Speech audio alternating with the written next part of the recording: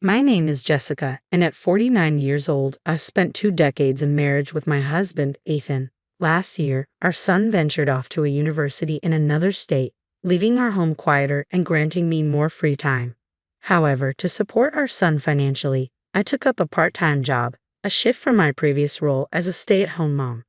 Initially, this transition posed its challenges, but lately I've found a sense of fulfillment as my contributions at work have been acknowledged and valued. Excitedly, I shared news of a modest raise with Ethan one evening, basking in the recognition of my efforts. But the mood shifted abruptly when Ethan, seemingly detached, dropped a bombshell. "So, you're saying you can live on your own now?" Confusion clouded my mind as I tried to comprehend his words. Then, with a smirk on his face, he disclosed that he had found a new girlfriend and saw no need for our marriage anymore. Stunned and shaken, I couldn't process the suddenness of his declaration. "What do you mean?" I stammered, the ground feeling unsteady beneath me. His callousness cut deep as he dismissed our marriage with ease, instructing me to procure divorce papers the next day. His words pierced through me, accusing me of having given up on being a woman, insinuating blame for our dwindling intimacy. Furious and hurt, I couldn't believe the audacity of his words. Yes, our relationship had faltered over time, but it wasn't because I had abandoned my womanhood. It was a culmination of various factors, none of which warranted such cruelty and disregard. I feel an unexpected attraction towards a middle-aged man in his 50s, despite his extra weight, and it unsettles me. Frustrated and bewildered by my own feelings, a mix of anger and amusement bubbles up, causing me to burst into laughter. "I'm tired, busy, it's a hassle," I manage between chuckles. "You were the one dodging me with those excuses, and now suddenly you want to play the man card. That's rich." But my laughter fades when I see Ethan's face darken with anger. His tone shifts, laced with bitterness and disrespect, as he lashes out with harsh, vulgar words. His posture exudes arrogance as he leans back, crossing his arms, boasting about his apparent affair partner, Ashley. "Ashley is different," he sneers, mocking me for my excitement over a modest pay raise. "She's head over heels for me, calling me the best boyfriend ever. Look at you, thrilled over a tiny raise. How pathetic." With a sense of superiority, Ethan regales me with details about Ashley, emphasizing her youth and vitality. "She's in her mid-20s, working in the nightlife scene for over a decade," he boasts, ignoring the vast age gap between us and the fact that we have a son nearly 20 years old. It's a stark reminder of the unorthodox dynamics of their relationship with a partner barely older than our own child, now expecting a child of her own with Ethan. I felt like I was losing my mind, drowning in a sea of revulsion. Life, I believed, should be about love, but not the cold, hardened kind that Ethan embodied, resembling a moldy rice cake. No, love should be vibrant, enduring, like the fresh, plump skin of Ashley. That, to Ethan, seemed worth every penny, a love that justified spending money. With a tongue rolling with fervor, my husband ranted, extolling the virtues of love bought with wealth. His eyes sparkled with desire for Ashley, while he turned a blind eye to his own aging self. When I dared to confront him about Ashley's motives, he erupted in a whirlwind of anger. "It's not about money, it's about love," he spat, his words dripping with venom. And then, with a chilling finality, he declared his intention to marry Ashley, ordering me to pack my belongings and leave. His callousness stunned me into silence, leaving me speechless and incredulous. Yet, amidst the chaos, a realization dawned upon me. The last time Ethan had uttered the word love to me felt like eons ago. I couldn't help but find the situation absurd. For I knew, with time, Ethan's fervor for Ashley would wane, just as his affection for me had dwindled. In the end, his venomous words would find a new target, directed at Ashley herself. And as I stood there, absorbing his disdain, I couldn't help but pity him. Pathetic indeed. I should have seen the signs long before we exchanged vows. Reflecting on our marriage, I realize I've carried the burden of housework and childcare alone, while my husband never lifting a finger to help, only offered criticism for what I hadn't done. In those days, appreciation or affection were foreign concepts, and now he's discarding me for a younger woman after all my efforts.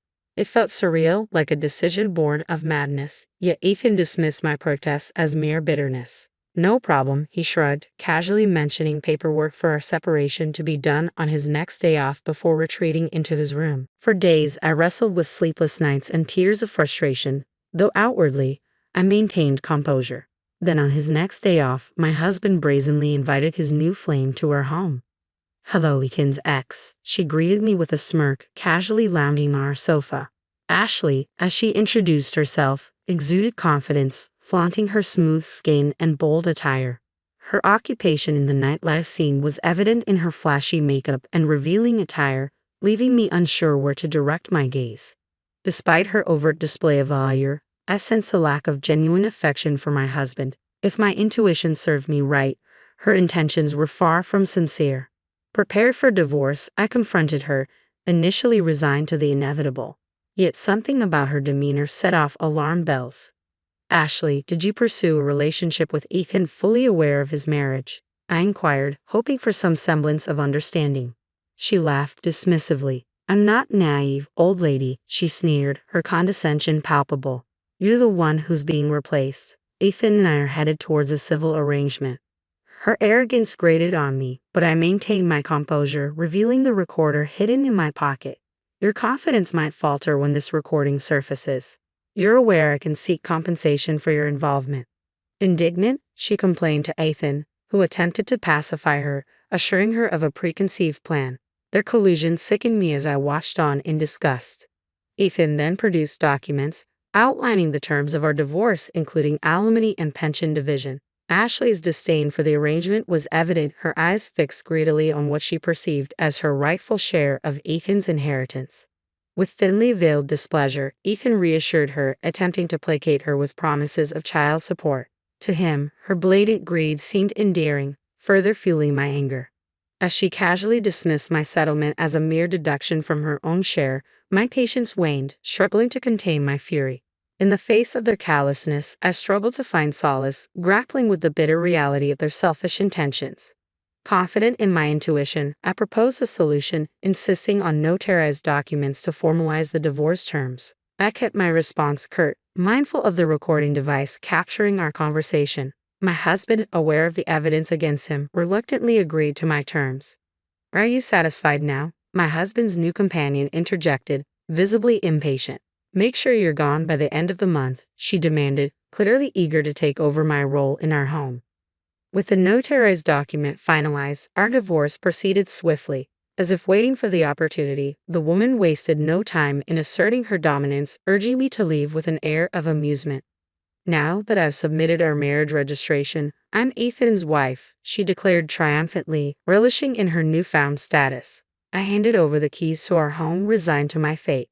Before departing, I couldn't help but question her choice. "Isn't Ethan the same age as your parents?" I inquired, highlighting the irony of her insults towards me. Her response was telling. "You call me old, yet he's older than you," she retorted defensively. "Why did you choose him as your partner?" I pressed further, curious about her motivations.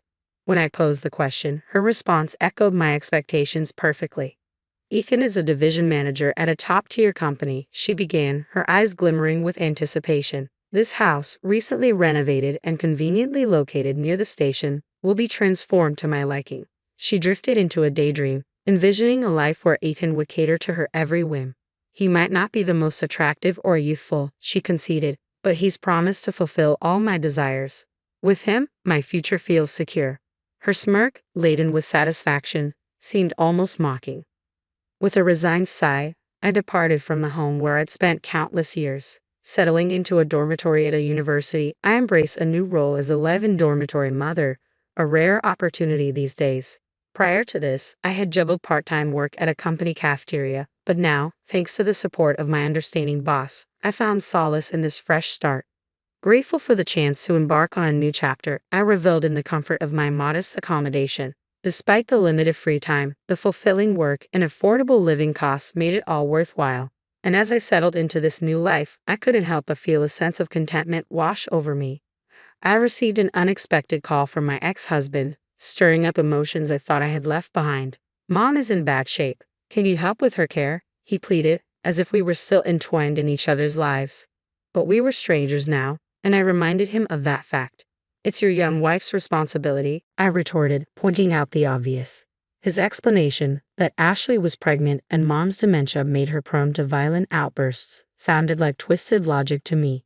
"So it's okay for her to throw things at me," I countered, refusing his request without hesitation. Don't call me anymore, I snapped, cutting off any further discussion.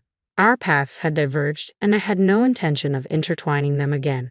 Despite being my mother-in-law for 2 decades, our relationship had remained distant. Besides, I had just begun to carve out my own independent life, with neither the time nor the resources to provide care elsewhere. Yet my ex-husband somehow tracked me down and showed up unannounced, accompanied by his new partner. "If you can't help, at least return the money we paid as consolation," he demanded, his request bordering on the absurd. I saw no obligation to comply, and I made that clear with a cold dismissal. But his companion's glare was anything but passive. Accusing me of deceit, she unleashed her frustration with a scream, hurling documents in my direction, scattering them across the room. As I watched the papers flutter to the ground, I couldn't help but feel a sense of vindication amidst the chaos. "I didn't deceive anyone. You merely assumed Ethan had assets of his own," I shrugged deliberately, emphasizing my indifference. While settling my late father-in-law's estate, I discovered a significant amount of debt. Disclaiming the inheritance could have resolved the issue, but Ethan had already taken action. He terminated his father's mobile contract and sold off household items and valuables for quick cash. Unfortunately, this violated the law, preventing us from disclaiming the inheritance due to prior interaction with the assets. With a hint of triumph, I explained how Ethan's actions had left him and his partner responsible for the debt. Ethan dumped all the inheritance paperwork on me without heeding my advice, I accused, turning to address Ashley directly. "Did you use that money to further your relationship with him?" I demanded, frustrated by their disregard for the consequences. Ethan argued, claiming I should have informed him sooner. But that's precisely what I had been trying to convey. Their failure to listen and take responsibility together only exacerbated the situation. "I knew nothing about this," I asserted, watching the woman grow pale and flustered. "So you're just going to pretend you're innocent and run off with the money?" They pressed me hard, but I remained unfazed. "It's ironic you say that," I retorted. "If you hadn't cheated, you wouldn't have needed money for your affair. You could have relinquished your inheritance," I pointed out, the frustration evident in my voice. "You're the one who caused this mess." He groaned and retreated, while I turned my attention to Ashley.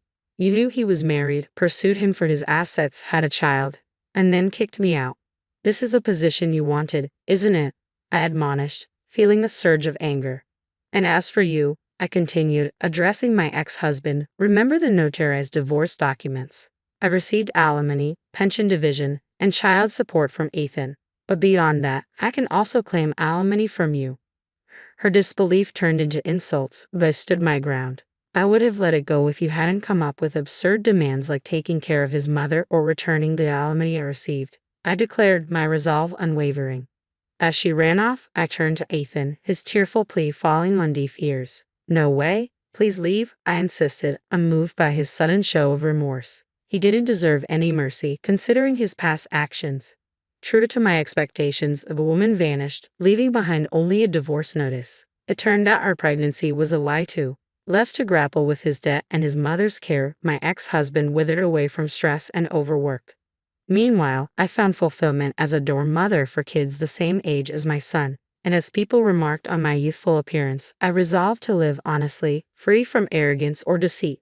A cautionary tale reminding everyone to tread carefully when navigating divorce.